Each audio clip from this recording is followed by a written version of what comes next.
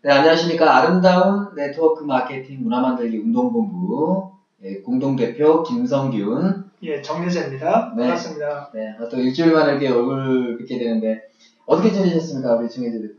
좀 바쁘게 지냈던 것 같아요. 네. 예, 바쁘게 지냈고 또 좀 공부를 좀 많이 네. 하느냐고 책도 많이 읽었고요. 네네. 날씨도 많이 따뜻해. 저 지금 청주 쪽은 지금 벚꽃이 다 이미 졌어요. 예, 다 졌고요. 네. 예. 이제 철쭉은 이제 많이 피었겠네요. 이제 피려고 하는 것 같아요. 네. 네. 자, 오늘 시간에는 저희가 네트워크 마케팅은 어떻게 탄생되었나라는 주제를 가지고 좀 얘기를 나누고 싶습니다. 정혜재 대표님, 여기 뒤에 보이는 배경이 어느 도시 같으세요? 어려운데요? 이게 어딜까요? 상상의 도시인가요? 네. 두바이에서 이제 지금 진행하고 있는 도시 프로젝트 중에 이미지 하나를 예. 제가 한번 이렇게 가져왔는데, 사실 과거에 이 두바이는 완전 다 사막이었잖아요. 그렇죠. 예. 정말 그 사막의 땅이 이렇게 천지를 개벽할 거라고는 아무도 예상을 못했을 것 같은데. 저도 작년에 두바이 다녀왔는데. 다녀오셨습니까? 워낙 또 화려하더라고요. 예. 낮에는 굉장히 덥죠. 덥고요. 예. 더운데도 또 뭐 스키장도 있다면서요, 두바이에는. 스키장은 못 가봤고 사막 투어가 참 재밌어요. 사막 투어 진짜. 예. 밤에는 날씨가 어땠어요? 지금? 밤에는 괜찮았던 것 같아요. 밤에는 괜찮습니다. 네. 자, 전혀 이런 도시 건물이 없었던 이런 두바이에서도 지금은 어느 누가 오더라도 정말 대도시 부럽지 않을 만큼의 엄청난 그런 마천루들이 이제 절비하게 들어서 있듯이 세상은 변하지 않습니까, 지금? 예. 네. 그렇죠. 네트워크 마케팅도 처음에 초라한 탄생이 있었지만 사실 지금은 굉장한 어떻게 보면은 이 성장 속도를 현재 지금 구가하고 있다고 말씀드릴 수가 있는데 오늘은 이 부분에 대해서 저희가 좀 알아보려고 합니다. 꼬리를 한번 보고 역사적인 부분도 좀 볼 필요가 있을 것 같아요. 이분은 또 우리 김성균 대표 전문가시잖아요. 네. 감사합니다. 오늘 좋은 말씀 많이 해주시기 바랍니다. 네. 자, 저희가 이제 아마 가장 많이 알려진 회사 중에서 이제 A사. 그냥 제가 직설적으로 이야기를 할게요. 아메이라는 회사가 있습니다. 이 아메이에 대한 스토리는 사실은 네트워크 마케팅 역사의 스토리와 함께하기 때문에 이야기를 빼놓고는 절대 이야기를 할 수가는 없을 것 같은데요.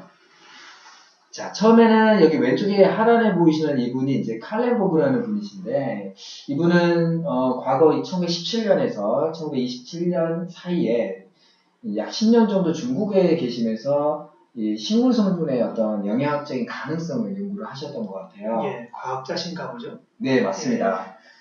왜냐면 이제 중국이라는 나라가 원래부터 이제 그런 식물에 기반한 이런 향약이라든지 여러 가지 그런 원재료들 중에서 자연에서 얻은 그런 식물 원료를 가지고 약을 만들었기 때문에 또 앞서 있었죠.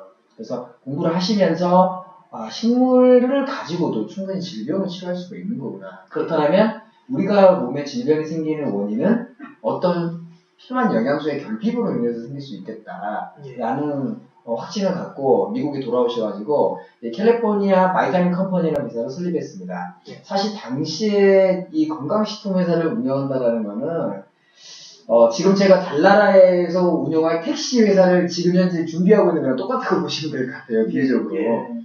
당시에 많은 사람들이 이해할 수가 없었던 거죠. 자, 이런 회사를 이제 1939년도에 이제 뉴트리라이트라는 회사 이름으로 변경을 하게 됐고요. 1945년도에 영업이 좀 잘 안 됐나 봐요. 그래서 뭔가 영업 전략을 다른 방식으로 생각을 하시다가 멀티레벨 마케팅 방식, 즉 여러분이 알만한 내가 또 다른 판매원을 모집을 하고 그 판매는 또 다른 판매를 모집하는 그런 멀티레벨 마케팅을 발명을 하셔가지고 영업 방식을 발명을 하신 거죠. 이거를 가지고 이제 전단지를 뿌렸더니 세 친구가 왔어요. 세 친구가. 이 제이반 앤데이라는 친구와 이제 리치 데보스 두 명은 여기 현재 나와 있는데 원래 이 친구들은 이제 아메이의 창업자인데요. 원래 그때 재밌는 스토리가 이 정보를 원래 전달해 준 정보는 이 리치 데보스의 사촌 동생이 원래 스폰서였다고 하더라고요.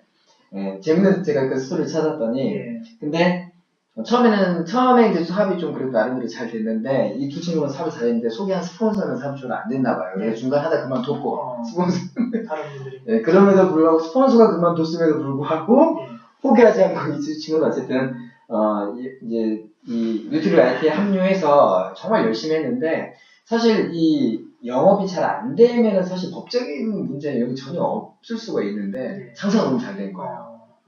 매출이 폭발적으로 이제 증가를 하다 보니까 그게 이제 또 사업적인 부분에서는 이제 너무 과대 광고로 그게 이제 FDA에서 지적을 받게 되면서 영업 정지를 받게 됩니다. 그러면서 이 두 친구가 그러면 현재 지금 뉴트리라이트로는 비즈니스를 할 수 없기 때문에 회사를 바꾸자.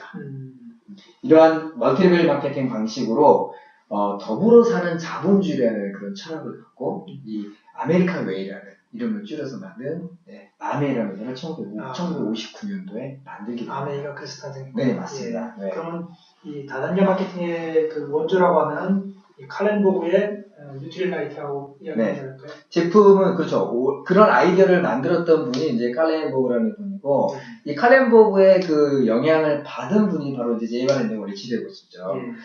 그러니까 저는 사실은 이 칼렌보그라는 분은 정말 그 어떻게 보면은 앞서가는 사회적 기업가였던 것 같아요. 어떤 이익을 혼자만이 갖는 게 아니라 이렇게 좋은 건강식품, 이런 좋은 영양을 많은 사람과 함께 쉐어할 수 있는 시스템을 가려면 또 소득 수준이 안 된 분들도 그런 걸 섭취할 수 있게끔 하고 지속적인 어떤 건강 관리를 하기 위해서는 그분들에게 수익이 될 수 있게끔 해야 되겠다. 라는 정말 선의의 생각에서 이 멀티레벨 마케팅이 만들어졌다는 것은 저는 사실 역사적으로 굉장히 의미가 있는 것 같아요. 그럼에도 불구하고 지금 이렇게 시간이 오래 지난 70년이 더 지난 지금에도 이 두 분의 생각을 따라가는 못하는 사업자들이 너무나 많다라는 것은 참 어찌 보면 아이러니한 것 같아요. 맞습니다. 네. 그래서 이 여러분들도 이제 처음 들어보신 분도 아시겠지만 원래 이 MLM 방식, 멀티레벨 마케팅 방식은 나쁜 방식으로 적용된 게 아니라는 겁니다. 이런 선의의 목적을 갖고 만들어졌지만 많은 사람이 이걸 이용하게 되면서 이 사회적 파장을 이제 일으키고 있는. 사실은 이제 더 한 단계 더 뒤로 넘어가다 보면 원래 이런 이야기도 있더라고요. 미국의 하버드 경영대학원에서 지도교수로 있었던 던킨 교수 중에 제자 한 분이 이런 이제 무한 연쇄 판매 방식, 즉 MLM 방식의 어떤 논문을 만들어서 당시에는 사실 이제 그 세계대전이 이제 1차 세계대전이 마무리를 짓다 보니까 당시에는 거의 모든 비즈니스가 사실 이제 무기 생산 업체로 다 연관이 돼 있었잖아요. 이제 모든 비즈니스가. 근데 어느 순간 무기가 팔리지 않다 보니까 그 생산 시설을 가지고 경제를 성장시키기 위한 아이디어가 없는 거예요. 그 중에서 이제 남아도는 그 철근 자재들이 넘쳐나다 보니까 이걸 가지고 하려면 그러면 냄비를 한번 만들자, 냄비를.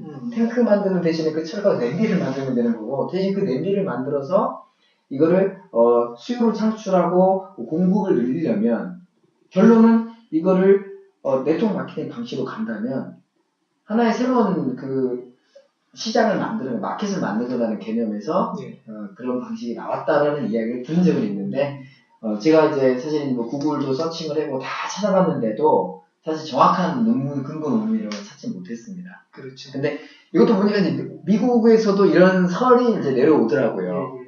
그걸 이제 한국까지 넘어온 것 같은데 혹시 이거에 대한 더 구체적인 걸 혹시 알고 계신 거 있으신가요? 저도 이제 그 자료를 찾다 보니까 다단계 마케팅의 이론적 근거가 이제 이 하버드 대학원의 이제 던킨 교수로부터 나왔다 이렇게 이제 주장하는 그런 견해들이 있더라고요. 근데 반면에 지금 이제 김성민 대표님이 찾으려고 해도 못 찾았던 것처럼 실적인 근거 없는 얘기다 이런 또 이제 반론도 있더라고요. 그래서 우리가 이제 이 부분을 좀 더 연구해야 될 분야인가 생각합니다. 한번 날짜를 잡아서 정희 대표님 한번 하버드 대학 도서관 한번 가봐야 될 것 같아요. 네, 우스갯소리로 좀 이야기를 했는데요. 자, 저희가 이 멀티레벨 마케팅이 성장하면서 또 사회적으로 아주 이슈가 된 사건이 있었죠. 그렇죠. 여러분들 오른쪽 하단에 보시면은 이 두 명의 인물이 보이실 겁니다. 잘생겼네. 네, 아주 잘생겼어요. 사실은 이 찰스 폰지 같은 경우는 굉장히 미남이에요. 이 친구 같은 경우가 바로 그 유명한 여러분들 이 피라미드 사기라는 이름을 만들어낸 장본인이 바로 이분이. 이놈이네, 이놈. 아주 유명한 거죠. 원래 이 친구는 이제 이탈리아 출신인데 이제 이탈리아에서 사실은 별 재미도 못 보고 뭐 이렇게 좀 굉장히 어려운 생활을 했던 차에 아메리카 대륙이라는 그 신대륙의 희망을 품고 미국 보스턴항으로 들어옵니다. 근데 이 보스턴 하나 들어와서 이 친구가 알게 된 게 뭐냐면, 미국 그 보스턴 항구에서의 당시에 이제 그 만국 우편연합에서 발생한 그 국제 반시권이 있습니다. 그거랑, 그 다음에 이탈리아에서랑 보스턴과의 차익이 발생한다는 걸 알게 되면서 이걸 가지고 금융다단계를 시작을 한 거죠. 그래서 이거를 45일을 만약에 나한테 이걸 사가지고 가 있다라면 내가 이거를 50% 수익을 보장하겠다. 100만원 투자하면 50만원 보장해주겠다. 그리고 90일만 나한테 맡긴다면 내가 100% 수익을 보장해주겠다. 90일이면 3개월이잖아요. 되게 나겠는데요? 네. 아마 이때 당시의 분위기는 최근 저희가 2017년 12월 달에 저희가 이제 그 가상화폐가 엄청난 이제 그렇죠. 거품이 막 끼었던 시절이잖아요. 거의 그거보다 훨씬 더 막강한. 그러니까 가상화폐는 이미 그래도 발행된 지 오래돼가지고 이 올라가는 시점이 좀 있었는데 얘는 그냥 단 3개월 만에 어마어마한 그런 손실을 일으키게 되는데 여러분들 보시면 아시지만 무려 2천만 달러. 네. 감이 안 오는데. 2천만 달러면은 이게 돈이 어마어마한데 우리나라 지금 현재 가치로 약 100배를 계산해야 되기 때문에 약 3개월 만에 2조 원의 손실을 만들어냅니다. 이게 1920년대 이야기죠? 네, 맞습니다. 1922년도. 예. 이런 엄청난 사건이 일어나면서 당시에 보스턴은 쑥대밭이 됩니다. 네. 그로 인해서 이분은 어쨌든 뭐 이제 무기징역을 살게 됐고 뭐 2006년, 2008년도에 그 메이도프 사건에 의해서 이분 또한도 역시 무기징역을 받았더라고요. 그렇죠. 네. 그래서 이런 일들이 사실 여기서 종지부를 끊었으면 별 문제가 없었는데도 불구하고 지금 사실은 2018년 테란노에 아직까지도 어떻습니다. 굉장히 많이 이런 비슷한 유사한 형태의 이 금융피라미드 회사들이 굉장히 많이 있다는 사실입니다. 역사를 통해서 참 재밌는 역사는 반복되는 것 같아요. 그렇죠. 네. 앞으로 이런 사람들이 안 나와 될 텐데 또 나오겠죠? 지금도 활동하는 사람들이 많이 있고. 근데 중요한 거는 그걸 구분할 수 있는 안목이 없다는 거죠. 대부분 사람들이. 여러분들 이렇게 잘생기고 멋지고 이렇게 환상적인 비전을 제시하는 이 찰스 폰지와 같은 분만 피해가실 수만 있다면 인생에서 큰 어려움은 없을 거라고. 이 메이도프 같은 경우는 상당히 성공한 사람으로 알고 있거든요. 야, 제가 사실은 메이도프의 자서전을 제가 읽었어요. 그러세요? 네. 근데 이분 정말 대단한 게 뭐냐면요. 20년 동안 한 번도 개인의 그런 사생활을 오픈해보지 않은 거예요. 철저하게 관리를 했었고요.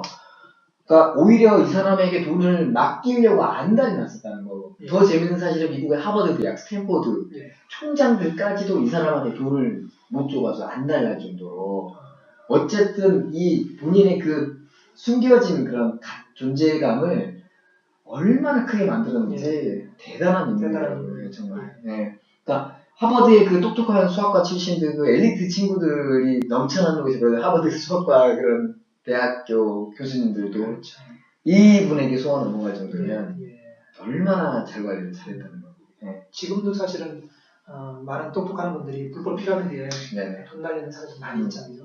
어제 제가 이제 그 블룸버그라는 그 미국 경제 영자 신문 들어갔더니 이 메이도프 소유의 그 빌라가 1,200억에 팔렸다고 이제 기사를 오늘 내용하고 또 열심히 지금 그 빚쟁이들은 그 팔아야지 예전에 빚졌던 이분도 아마 그 엄청난 그 형을 사는 걸로 알고 있거든요. 지금 살고 있을 거예요. 네, 무기징역일 거예요. 10년인가 네, 맞습니다. 네. 참 대단한 것 같습니다. 어제는 미국이라는. 자, 그런데도 불구하고 원칙과 소신으로 여러분 오해하시지 말기 바랍니다. 저희는 아메이를 하는 사람 절대 아닙니다. 어쨌든 원래 그 역사를 또 알다 보면 언급할 수밖에 없는 역사에서 또 아메이가 안 나올 수가 없습니다. 네, 맞습니다.